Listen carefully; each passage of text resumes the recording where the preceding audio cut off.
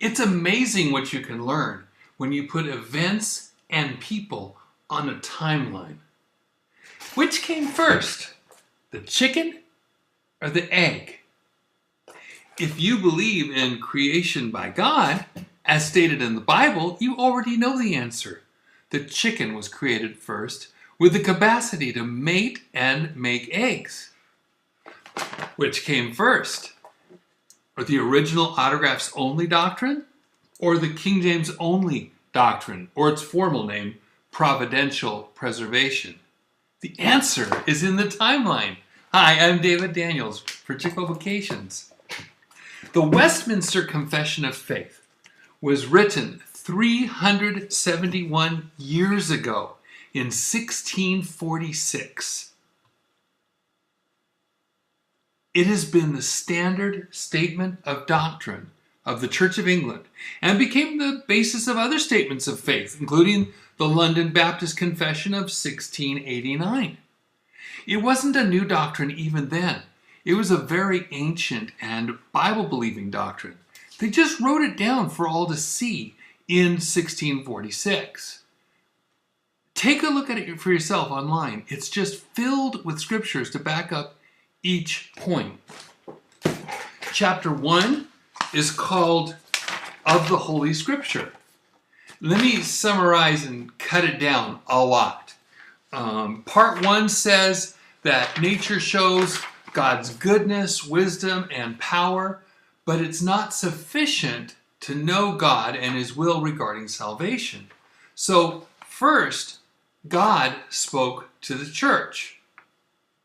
Then He inspired them, quote, to commit the same wholly unto writing, which maketh the Holy Scripture to be most necessary. That's why we need and have the Bible, to preserve God's words, to get us saved and protected from the devil's deceit.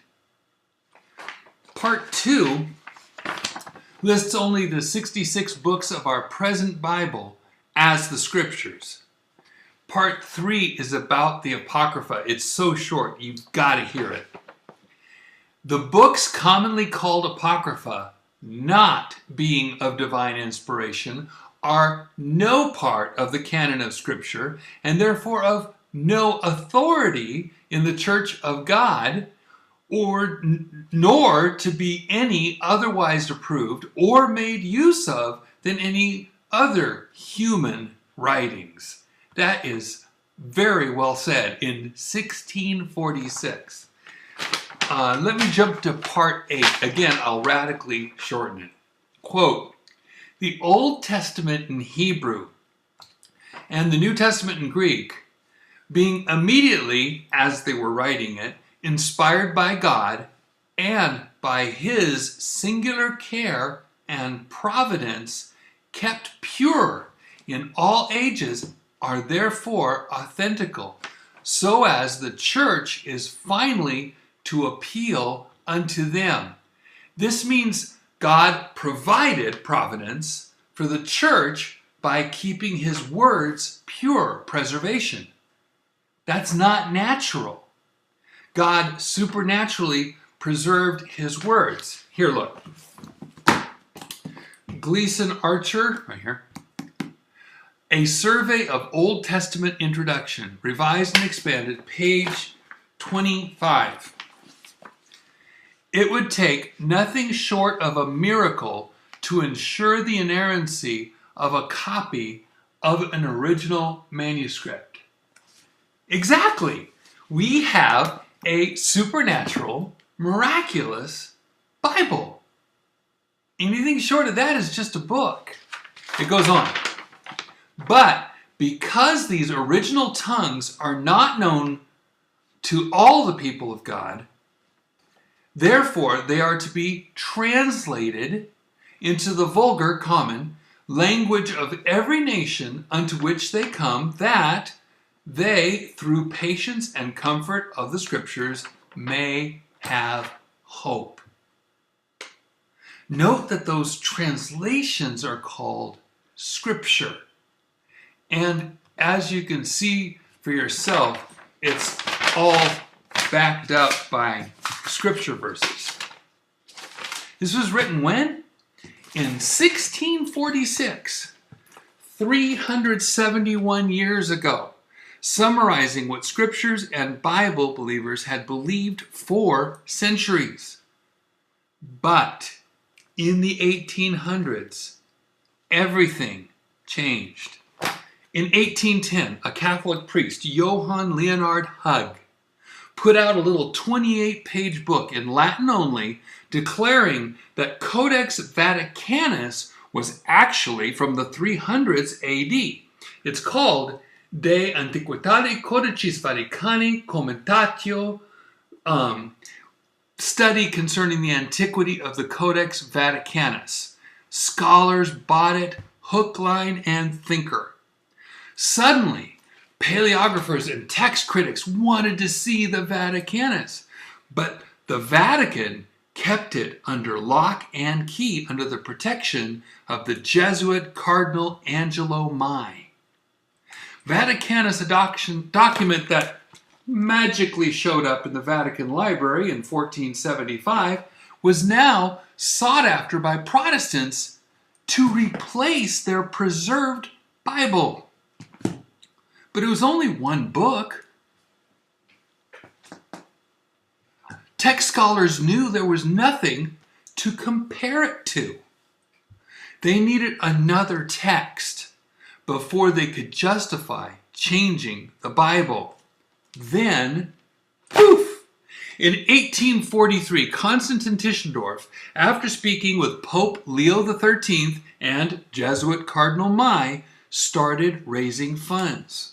Then, when he had raised enough money in 1844, Tischendorf made a beeline to Cairo to get permission, then 275 miles across desert to St. Catherine's Monastery, where he just happened to find exactly what all the scholars were looking for at that time.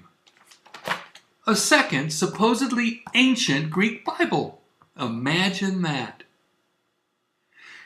At this time, it was still white, by the way.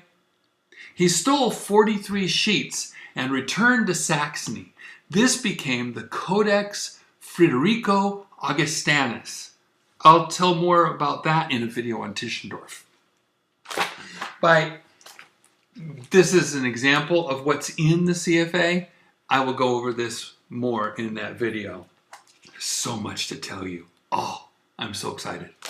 By 1859, with the help of the Russian government, Tischendorf got the book which he called Codex SiniatiCUSS, or Aleph, to make it the first letter, out of St. Catherine's Monastery to Cairo to Russia.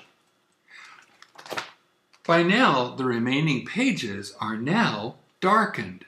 On the left is 1844. On the right is 1859, the very next page in the choir.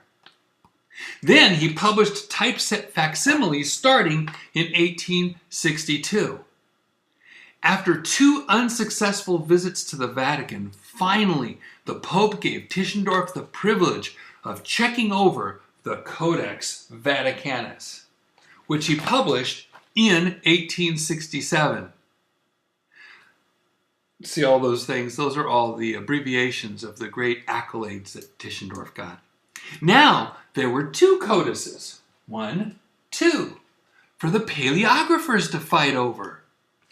And that was what Brooke Foss Westcott and Fenton John Anthony Hort were waiting for. From that time, Hort started working fervently on a new theory that wherever Sinaiticus and Vaticanus agreed either to add words or to take away words, that would become their new Greek text. There were 2 convocations, deciding bodies for the Church of England. The smaller Northern Convocation in York and the larger Southern Convocation in Canterbury. They had to have permission to revise the English Bible.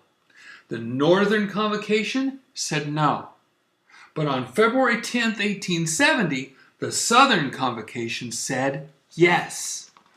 Once the committee was at their task, the members were secretly given this changed text of Westcott and Hort, largely based upon the Sinaiticus and VaticANUS.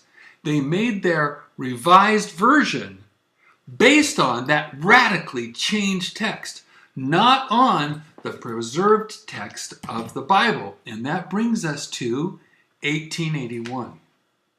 By August of 1881, they had planned to unveil their new revised version of the English Bible. But what about all those changes?